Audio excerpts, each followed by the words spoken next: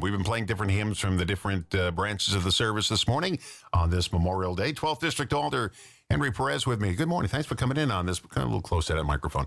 Thanks for coming in on Memorial Day today. Thank you, Don. Everybody's Thanks for the invitation. Everybody's sleeping in, and you got up early. No, I really appreciate it. You're a teacher. You're used to that. Yeah, I get up. I get to school about 6 o'clock every morning and start working on my goals for the day.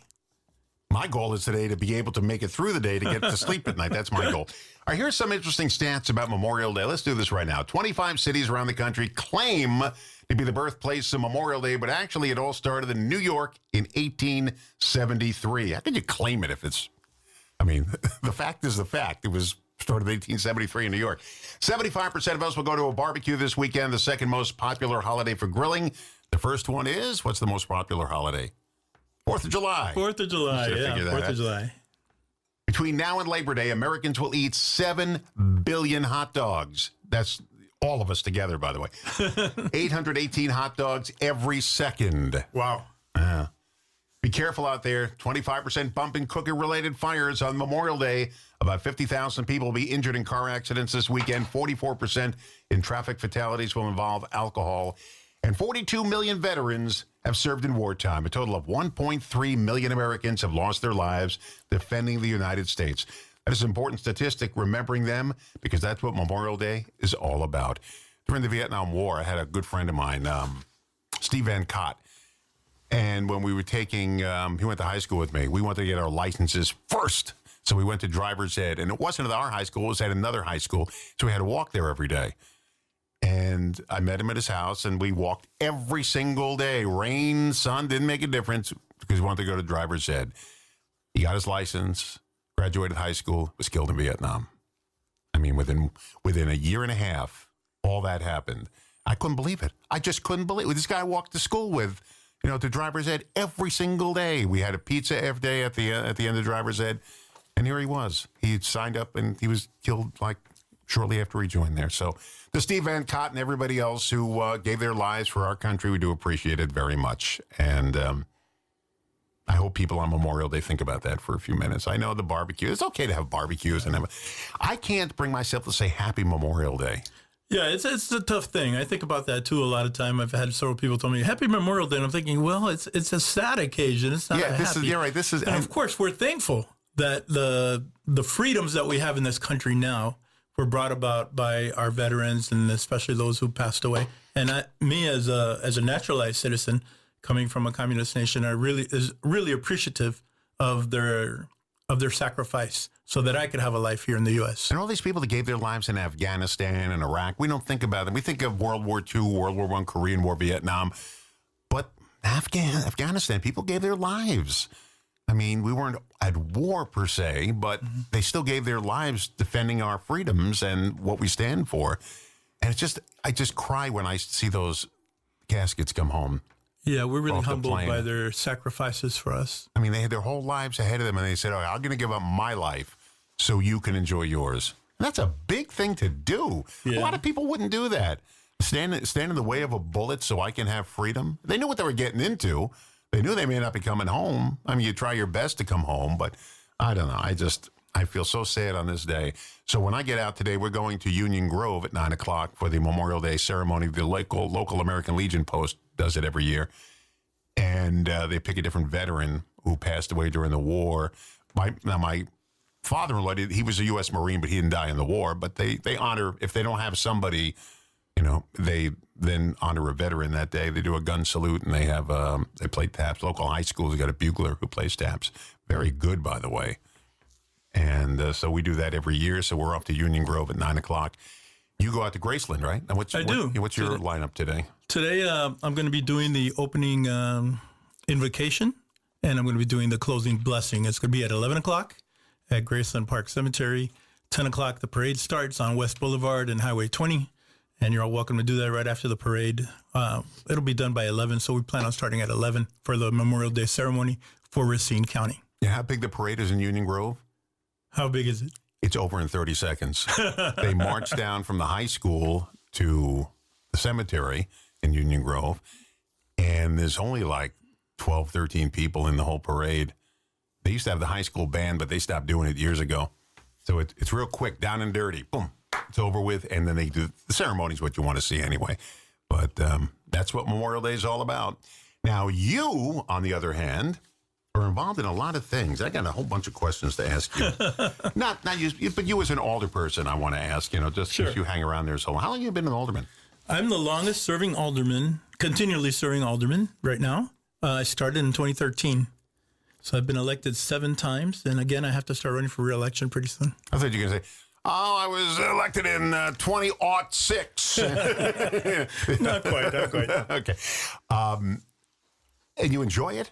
I do. The fact that I can help people and that people know to call on me when the city is what they believe not treating them fairly makes a huge difference to me. As a pastor, my life career goal has always been to help people. As a police officer, that was always my goal. And so when people call on me to help them resolve their issues, especially with the city, I get great enjoyment out of that. I was going to say something there. Now I forgot what I was going to say. I guess it's not important. I forgot.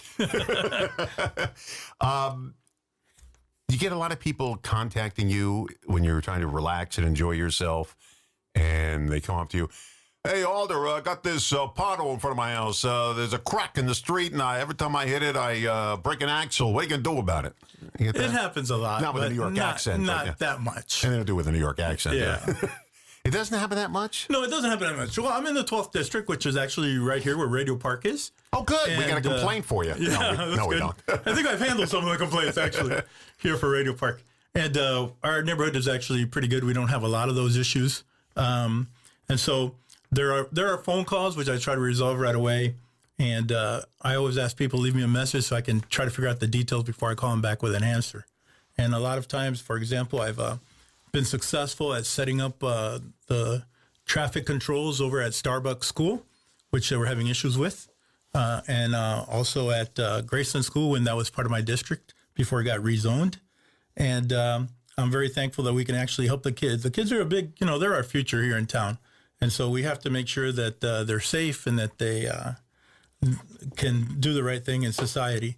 And that's why I concentrate and focus on trying to help the community, trying to help the kids, especially as a pastor and as a teacher and as a former police officer, police administrator. Oh, that's right. You were in the police force, yeah. Yeah, 18 years in Miami. Yeah. I've been... That's a rough place to be a police officer. It was in the 80s, too, is when I started, which was really rough. The Metro-Dade Police Department, where I first started, was actually in some kind of gunfight every day.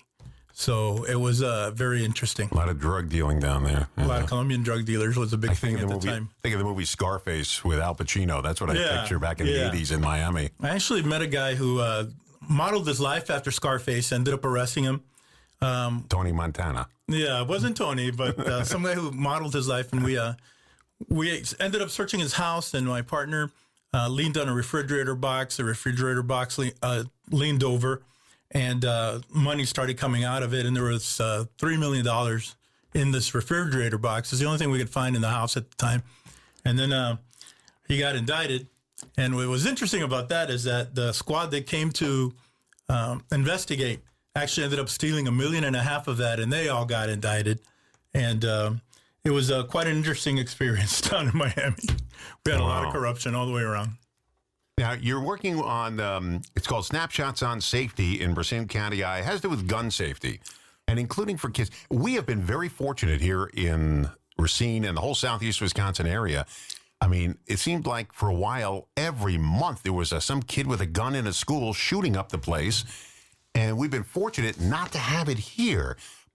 But wherever it is, people say, well, it never happens in a place like this. Well, it does happen in a place like that. It can happen everywhere. You got some kid who's got a grudge and access to a gun, and he'll kill people with it. They don't have the sense to know you're ending a life. And not only that, you're ending your own life because you're going to go to prison for the rest of your life. And you're probably ending your parents' lives because they'll be held responsible. I mean, it's a big thing, but you're offering gun safety to kids. Now, when you say kids, we're talking about how old? Oh, we're talking about starting at about 9 years old. Really? Yeah. We found that kids have access to guns when the parents don't control it properly. For example, one of the simplest things you can do is put your guns in a safe. There's biometric safes. There's push dot safes that you can open right away for access. and parents don't realize there's gun locks that you can put through the barrel so that it can't shoot. And but if you need it in a hurry. Well, the biometric one and the push dots work right away. Yeah. The gun lock actually needs a key, but you can keep it handy.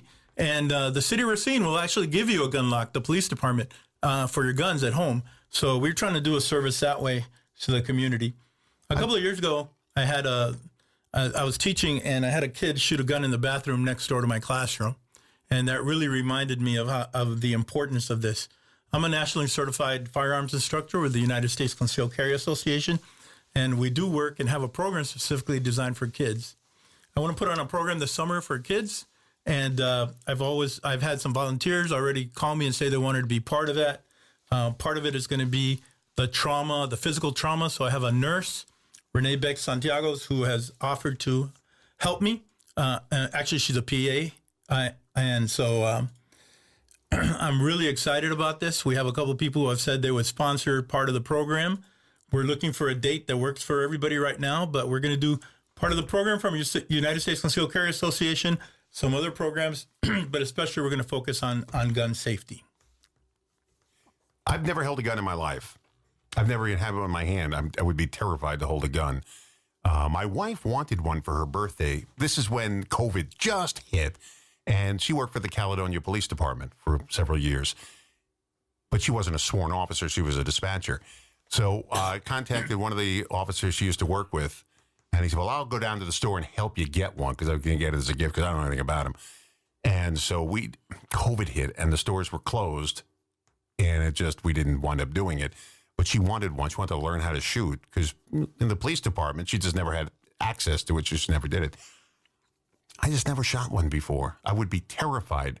And I don't know even if my life depended on it, if I can take a life. I told you I have a bug thing at home, right, where we don't kill bugs in our house. Right. We capture them and, sing Born Free and let them out the door.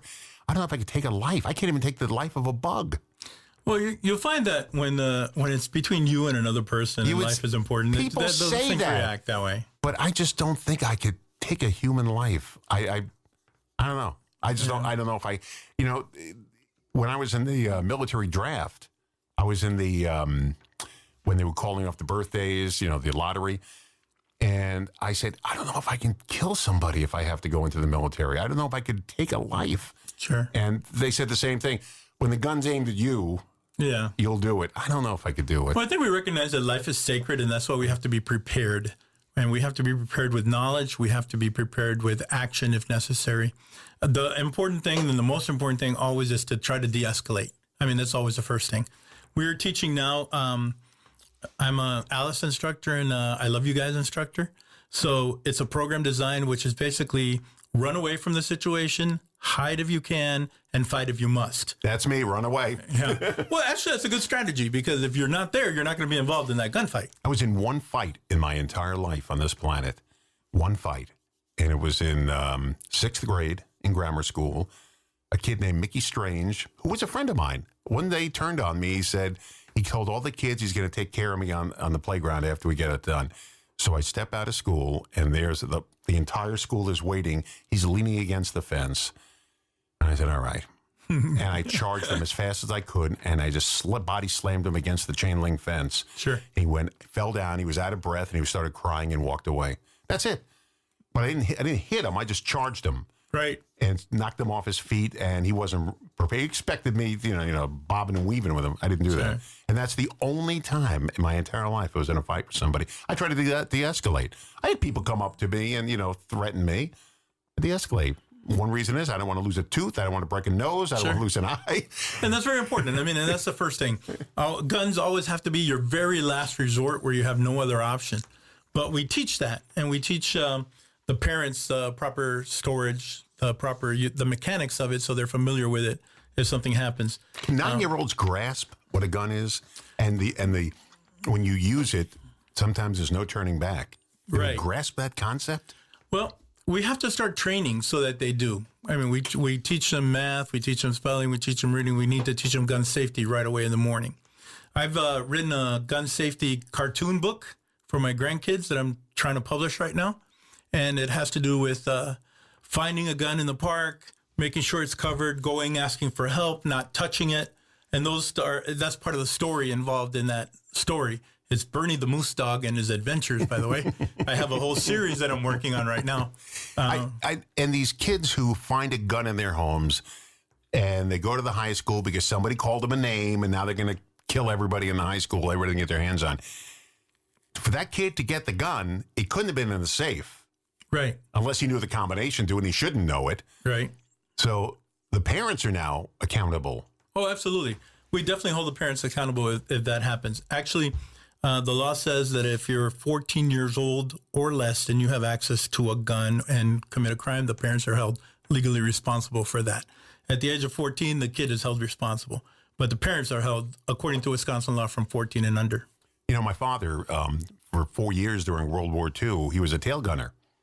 And so he did all day. He sat in the turret and shot planes down and strafed ships. That's all he did. He killed people every day. That's what he did. And I asked him once, I said, would you ever get a gun? He said, never. Yeah.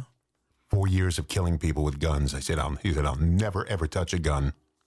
And, you know, I can understand it, you know. Yeah, it's very traumatic both ways. If you do the killing or if you're shot at. I've been shot at twice since I've been in Wisconsin working security. And the last time my wife's like, Henry, you're getting too old for this. You need to stop. I'm like, yeah. So now I do training and I do private security. Yeah. But I also do church safety consulting and nonprofit consulting. So if you have a church and need something, let me know. I'd be more than happy to do that for you. Synagogues, churches. Yeah. I mean, they all get, they have nuts coming in there. Yeah. Church safety is the fastest growing crime in the world right now. Church-related safety. Yeah. Just the other day, I mean, this guy, they was going to bomb a synagogue, and they found out beforehand, and they got him. Luckily, they found out beforehand because they brag about it, and people turn them in. Just want to remind people that what this day is all about. 52% of Americans think Memorial Day's lost its original meaning. Only 60% say remembering America's fallen troops is the first thing they associate with it now. But 40%, that's not the first thing. Now, it's okay to associate it with barbecues, the beginning of summer, and the 3-day weekend that we have. Just make sure you take time, even if it's just a few minutes, to honor the fallen soldiers as well. And you're going to do that today. Alder Henry, is it Alderman or Alder? You don't mind? Okay. Alder Henry Perez is in there right now. And you're going to be doing a ceremony at Graceland today for the Yes, I am. It's I'm going to be doing the invocation and the benediction for the Memorial Day ceremony that's being put on to honor our veterans that have passed away, especially those during their service. Yeah, I'm going to head out to Union Grove. The American Legion does a whole big ceremony out there, and we do there every year because my father-in-law is buried out there. I am going to be buried in that cemetery. We went out yesterday to clean the gravesite and, you know, fix it up a little bit. And we just drive by us. I want to see if anybody moved into our site yet. We got 4 graves over there, and just make sure nobody's there. Yeah. And, you know, it's like, well, what are you going to do if they're there? I'm going to dig them up and get them out. Put them somewhere else. I hate to bring this up. It was amazing. The other day on the news, they were showing a funeral at a church. Yeah. And the pallbearers are bringing the casket out to put into the hearse. The bottom falls out of the casket. Oh, no. And the body falls on the steps of the church. And the pallbearers are standing there in shock. What do we do? What do you do? Right. What do you do? They're like frozen. They don't know what to do. And there's the body with the bottom just laying there on the church steps.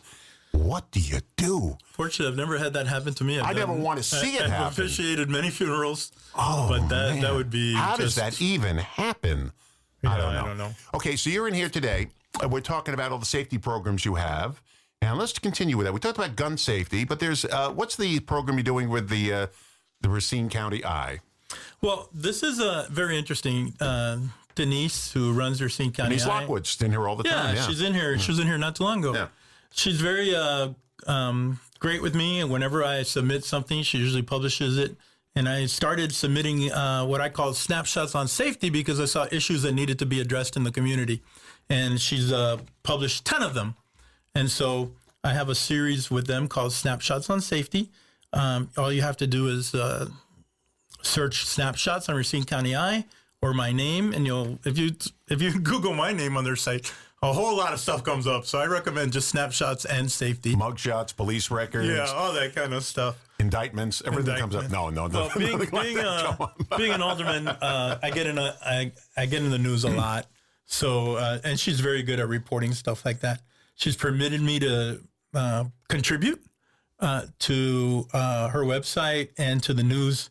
And I'm really thankful because it gives me an opportunity to share some of my expertise. And so I've written 10 things to look out for in the community. And a lot of times when I see something going on in the community, I'll do some research if I don't know, and I'll do some basic tips. And of course, these are not the all in all, but they're conversation starters. Get to know what's going on. These are some issues to help you think through what's going on in your life. So I've done snapshots on gun safety, on fall safety, fall not falling down, but fall the season, Halloween, personal safety, home safety, back to school safety, jogging safety, and school bus safety. You know, you mentioned all those things, and while you're mentioning them, I could think of stories I heard in the news where somebody was hurt or killed because they weren't following those. You got the buses. You've got Sure. There was a huge bus accident, and I just saw the video again the other day on YouTube, right by Rapids Drive. Do you remember that? A city bus rammed over and knocked over a school bus.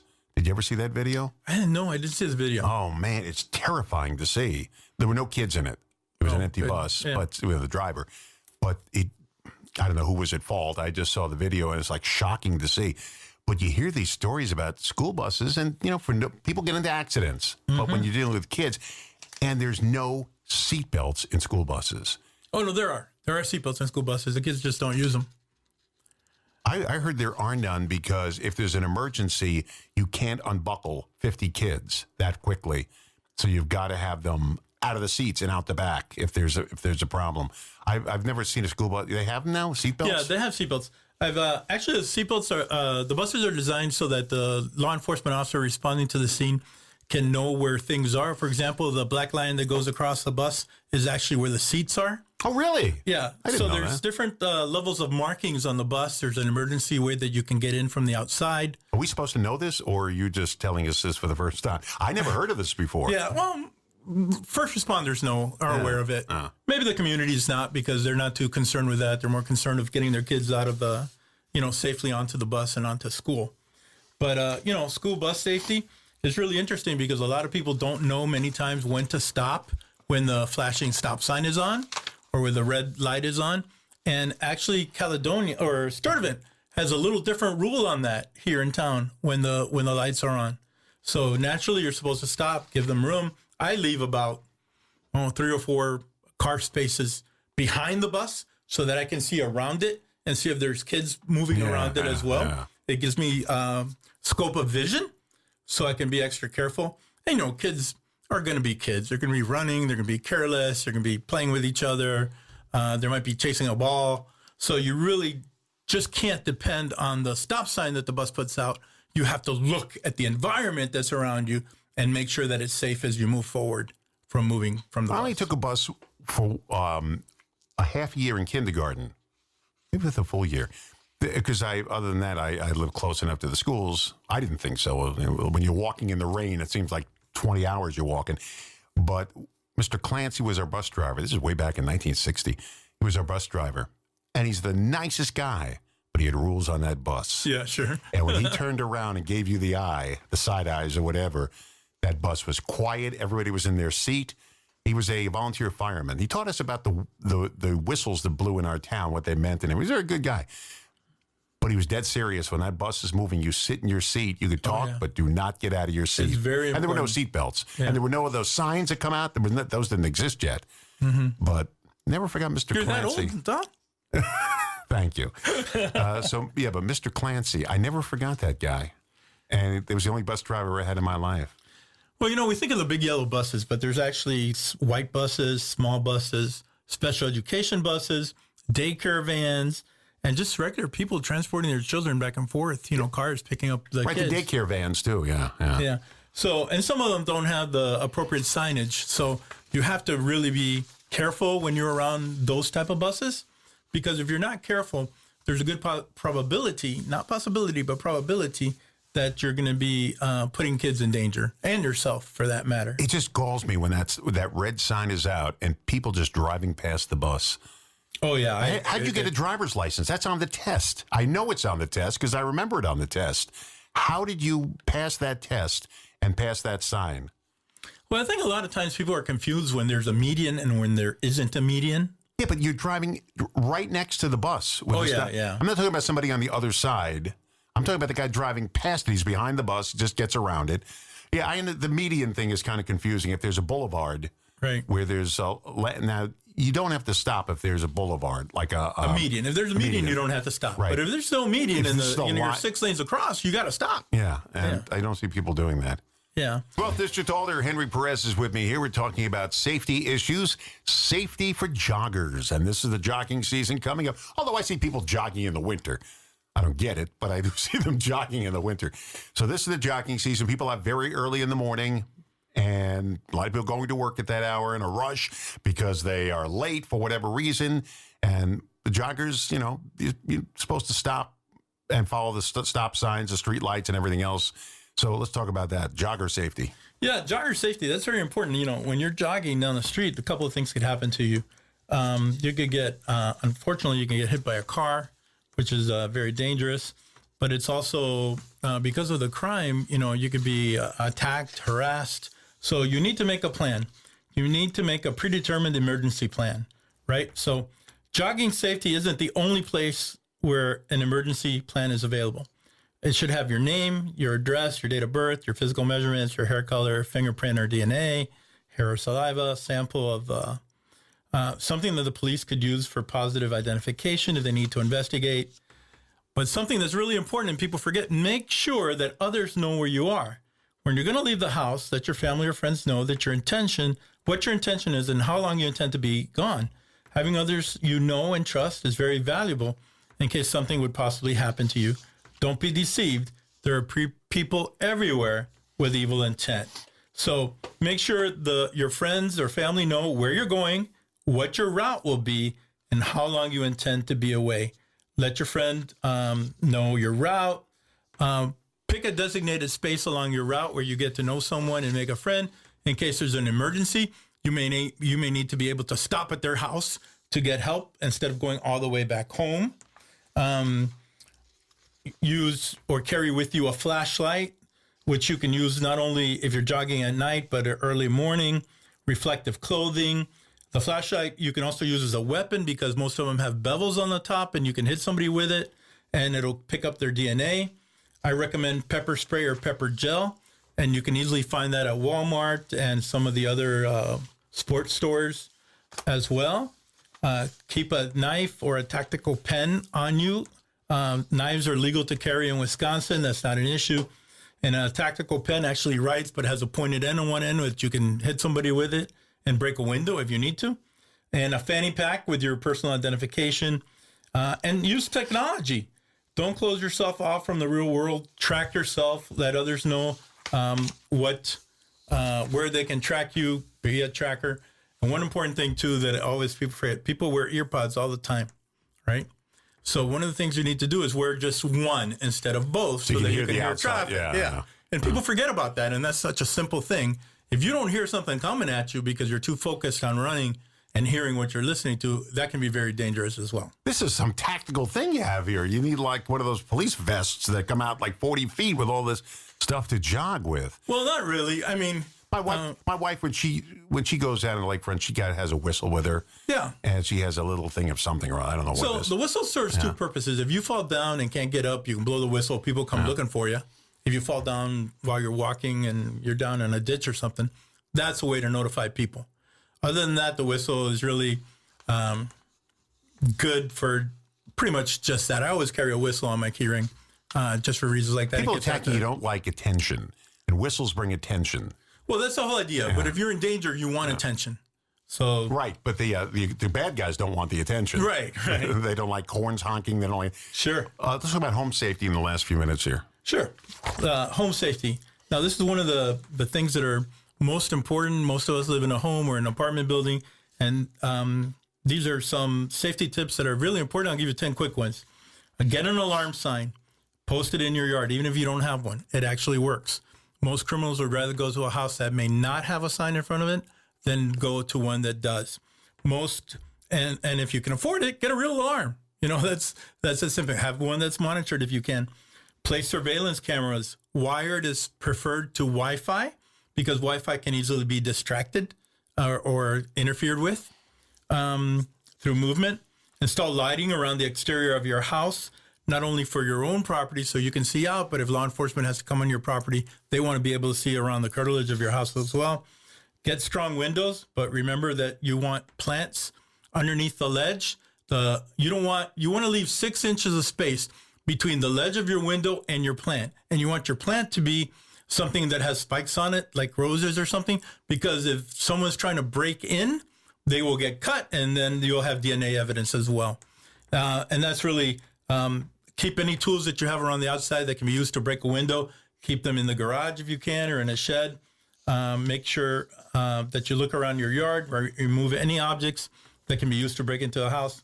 And something very important, most crimes occur with people walking into your front door or your garage door.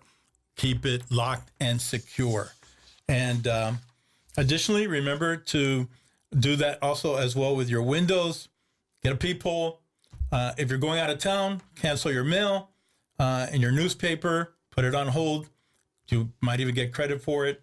And have a plan. Have a plan in your house where you're going to go if there's a crisis, who you're going to contact. Keep a flashlight in every room in case there's bad weather like we had just a couple of weeks ago and the power goes out. Here's something else I heard a while ago. They said, sleep with your key fob for your car on your nightstand. And if you hear somebody near the house, hit the horn on the key. Because the horn will scare them and they'll go away. Well, we hope they'll go away. Well, if I heard a horn, like right in front of me, I think again, they don't want attention. Horns bring attention. People start, in the middle of the night, people start turning on their lights and looking out the windows. Now, who's the idiot who's got their horn going? And you hear that, and it keeps going. And that alarms other people as well, so they all go look at their windows, they look at the Ring cameras, their surveillance videos, and that way it can be a very important safety feature. We have one of those, what do they call those? Things that you put on your steering wheel. I forget the name. The club, yeah, we have one of those.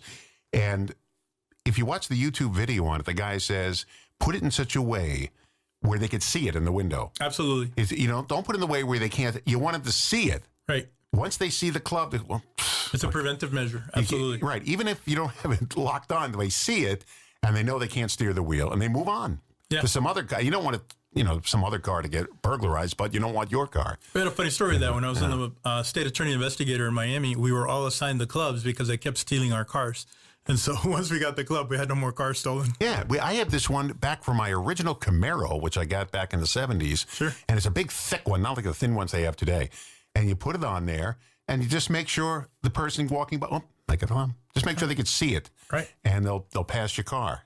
And you want the angle of the top part of the club towards your window, not on the other side. We keep it, it's between the window and the front window. It's locked in there, so you can't even turn the wheel. That's the whole idea. If you wanted to, you couldn't do it. And just don't lose the key. We have two of them just in case one of us loses it.